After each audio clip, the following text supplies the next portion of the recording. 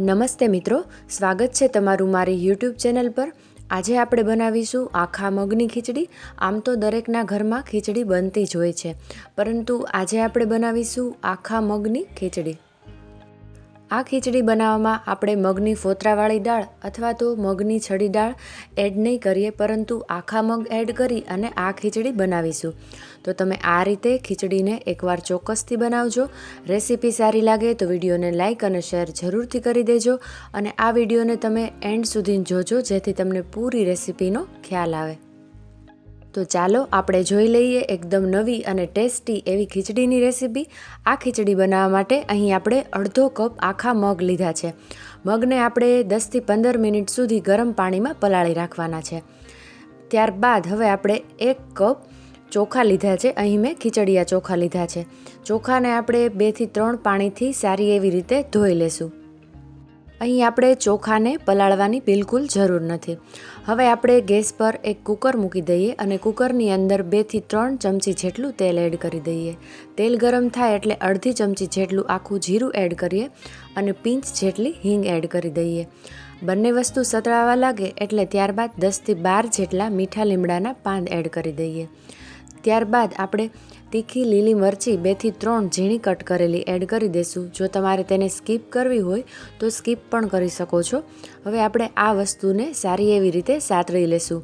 અહીં આપણે ગેસની ફ્લેમ લો જ રાખી છે। હવે આપણે કુકરની અંદર ધોયેલા ચોખા એડ કરી દઈશું।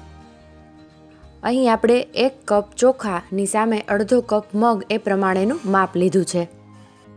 તો તમે અહીં જોઈ શકો છો કે આપણે ચોખા એડ કરી દીધા છે। હવે ત્યારબાદ આપણે આખા મગ જે ગરમ પાણીમાં પલાળ્યા હતા તે એડ કરી દઈશું। મગને બફાતા વાર લાગે છે એટલે આપણે તેને 10 થી 15 મિનિટ માટે ગરમ પાણીમાં પલાળી દીધા હતા। હવે ત્યારબાદ આપણે 1 ટીસ્પૂન જેટલો હળદર પાવડર, અડધી ટેબલ સ્પૂન જેટલું મીઠું નાખી દઈએ અથવા તો સ્વાદ મુજબ મીઠું નાખી દઈએ અને બધી વસ્તુને સારી એવી રીતે મિક્સ કરી લેશું। અહીં જો તમારે આ ખીચડીને વધારે સ્પાઇસી બનાવવી હોય તો તમે તેમાં આદુ અને લસણની પેસ્ટ પણ ઉમેરી શકો છો। હવે અહીં આપણે પાણી એડ કરી દઈશું। અહીં આપણે ચોખા અને મગ બંને થઈ અને 1.5 કપ લીધું છે, તો તેની સામે તેનું 3 ગણું પાણી આપણે ઉમેરી દઈશું। તો જ ખીચડી એકદમ ઢીલી અને સરસ બનશે। અહીં હું 4.5 કપ જેટલું પાણી એડ કરું છું। અહીં એકદમ સરસ મિક્સ થઈ ગયું છે, તો કુકરનું ઢાંકણ બંધ કરી અને 5 થી 6 વિસલ લો ફ્લેમ પર આપણે ખીચડીને કૂક કરી લેશું। અહીં આપણી 5 થી 6 વિસલ થઈ ગઈ છે અને ખીચડી એકદમ પરફેક્ટ કૂક થઈ ગઈ છે। તમે જોઈ શકો છો કે કેટલી સરસ ખીચડી કૂક થઈને તૈયાર થઈ ગઈ છે। બનાવવામાં ખૂબ જ આસાન અને સ્વાદમાં ખૂબ જ ટેસ્ટી એવી આખા મગની આ નવી ખીચડી તમે રસાવાળા શાક કે પછી કઢી કે પછી દહીં સાથે ખાશો તો ખૂબ જ સારી લાગશે।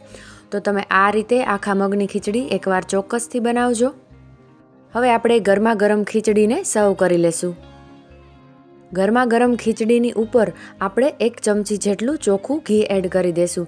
ગરમ ખીચડીમાં ઘીનો ટેસ્ટ ખૂબ જ સરસ આવે છે। આવી રીતે આપણે ઉપર ઘી એડ કરી દીધું। ત્યારબાદ અચાર મસાલો જે આવે છે એ થોડો આપણે સ્પ્રિંકલ કરી દઈશું। તેનાથી આ ખીચડીનો ટેસ્ટ વધારે સરસ આવશે। તો તૈયાર છે આપણી એકદમ ટેસ્ટી અને નવી એવી આખા મગની ખીચડી। રેસીપી સારી લાગી હોય તો વિડીયોને લાઇક અને શેર જરૂરથી કરી દેજો। હજી સુધી તમે જો મારી ચેનલને સબસ્ક્રાઈબ ના કરી હોય તો સબસ્ક્રાઈબ કરી દેજો, સાથે બાજુમાં રહેલા બેલ આઇકનને ક્લિક કરી દેજો જેથી તમને નવી નવી રેસીપીના નોટિફિકેશન સૌથી પહેલાં મળતા રહે। આ સિવાય બાકીની બધી રેસીપી જોવા માટે પ્લેલિસ્ટ અને ડિસ્ક્રિપ્શન બોક્સને જરૂરથી ચેક કરજો। ફરી મળીશું એક નવી ઇઝી, ટ્રેડિશનલ અને યુનિક રેસીપી સાથે। Thank you.